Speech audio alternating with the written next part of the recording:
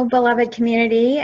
This is Pastor Stephanie, and today is May 22nd, and I wanted to provide a second pastoral update as we continue our journey through this pandemic around what the land is envisioning for the summer in order to keep people safe, but also in order to live more fully into the community that God is calling us to be.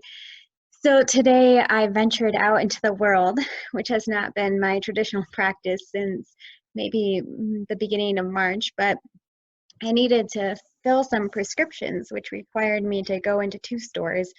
The second store, Target, that I went into did not have what I needed at the time, but there were so few people in the store that I wanted to take advantage of being able to pick up a few things that I haven't been able to access when I called to the grocery store for a pickup order. So I was in the store about 15 minutes, wandering around, grabbing paper towels, like some Clorox wipes, looking for a birthday card for my daughter.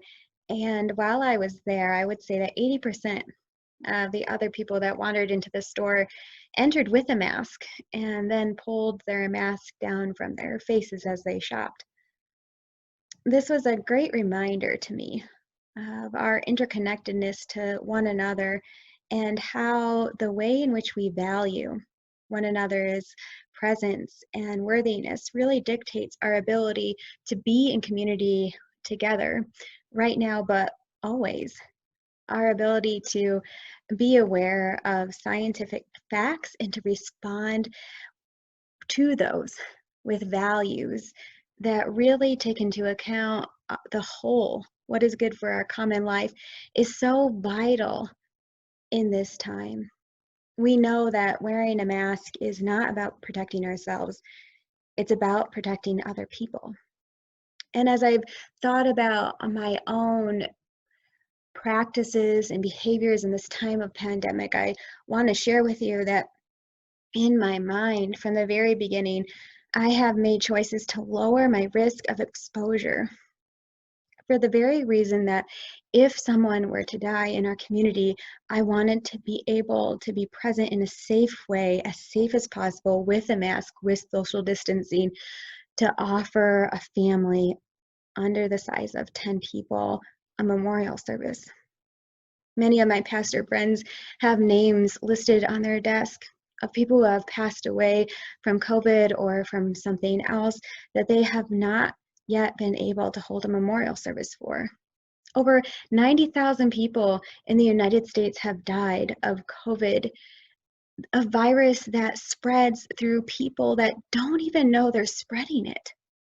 And our unwillingness as a culture to bind together and to do small things to support one another is so discouraging. And while I feel incredibly discouraged, I also feel hopeful because we, a people of the land, are called and invited to model for everyone what hope looks like in action. So many times I've been hearing that fear is manifested in wearing a mask, that we are fearful of disease, but I see this as an opportunity to hold out into hope because we know that this won't be forever, that the changes that we have to make are short term, and yes, they are painful, but they are possibilities that we will all be able to gather back together. Because while a number such as 90,000 people and counting is hard to carry, I can't imagine carrying the number one of you, who I would have to say we lost because we gathered knowing the risk, but ignoring them anyway. As we look toward the summer, June, July, and August, of what it will look like at the land, we do have some unique circumstances that pull us into maybe a different lane of discussion.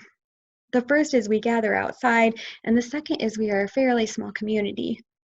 And yet each person in this community is equally as valuable as someone that goes to a megachurch. And our risk remains. Cautionary tales are coming forward of churches who have gathered with 3 people to live stream, all social distancing and wearing masks who have come down with COVID, one who has been hospitalized. We hear stories all across the country of churches who have gathered too soon and have lost their pastors, their congregants, and really a collective purpose that they thought they were working towards. I want to learn from these cautionary tales. I want to assess the risks and redefine, as we committed to do in the very beginning before all this, what worship is. And at the Land, we have, since our very inception, sought to redefine worship as the work that we do together in the world to share God's love and grace. And so I do not see us gathering in person for worship at the Land in the months of June, July, and August. Live streaming is not perfect. It is awkward preaching to an audience of no one, just as I am sure it is awkward for you to see the live stream pop in and out with whatever your service decides to do. But I want to pause. And I want to see this time as an opportunity, maybe to share the live stream with new people who wouldn't normally come to a church that's outdoors and so weird. Maybe with people who have been hurt in very real ways by people who said they were faithful and proved not to be. I'd like to use this as an opportunity to reframe what gathering and worship looks like at the Land. And so this summer, we're going to take this as an opportunity to gather in very, very small groups, a household at a time. Each day during the months of June, July, and August are broken up into 3 shifts. And we're inviting one household a shift to come out to the Land and work in the garden. Yes, we are growing food for people who are hungry, but we too are spiritually hungry to redefine how we live in a world that honors the community, that takes risk seriously, but does not fear to continue to do the work in new ways that honor the most vulnerable people in our community. And we can do this at the Land in the wide spaces of an open prairie that promises fertile ground for a harvest yet reached. Together we will plant seeds and watch them grow and sometimes wilt. And we will learn from these lessons, but we will remember what it is to worship. We will relearn the work that God is calling us to do. We will come out with our people from our household and we will wear masks and we will wipe down the tools after we're done. We will honor the space. We will model what it is to live in the moment with a hope that things will change, that things will be better, but that we are part of the movement that is pushing our culture, not towards out of this pandemic alone, but out of this divisive culture that feels right now inescapable. We will not be doing our camp out that was scheduled in July, nor will our summer intern be coming. We will also not be doing our summer camp. And each of these things have weighed heavily on my heart. But the weight of the risk of losing any one of you outweighs anything that I could hold in saying no to something that we had planned. It will not always be this way. We will gather together again. We will regain our momentum as a small, budding, blossoming alternative form of a faith community. We will adapt and evolve in this time, and we will come out stronger, but we will also come out together.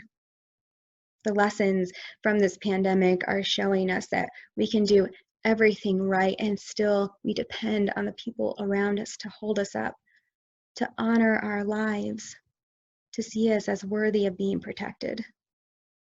And so having the experience of being in the store today and seeing that this is not always true, I surrender to the reality that I will be staying home more often than not, but that I will be reaching out as much as I am staying home through new ways of connecting, through making phone calls and writing letters, doing these videos, live streaming our worship.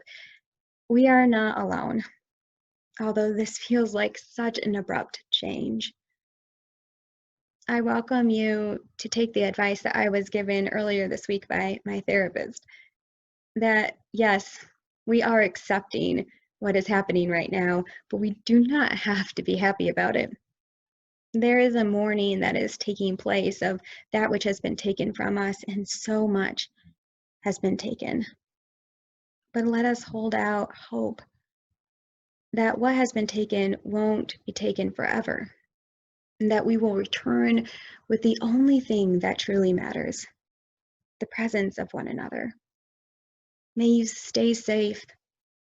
May you hold out in practices that feel uncomfortable and hard right now because we together live in the hope that the promise of our return is greater than the suffering we face now. I miss each and every one of you, and you are loved more than you could ever know. May you find peace in this message. I look forward to the day when we will gather together and laugh and sing and eat. But in these days in between, let us gather to garden and grow, that we might be reminded of the nourishment that the land brings us in the times that our culture proves to be a desolate place. Go in peace and be well. I'll see you soon.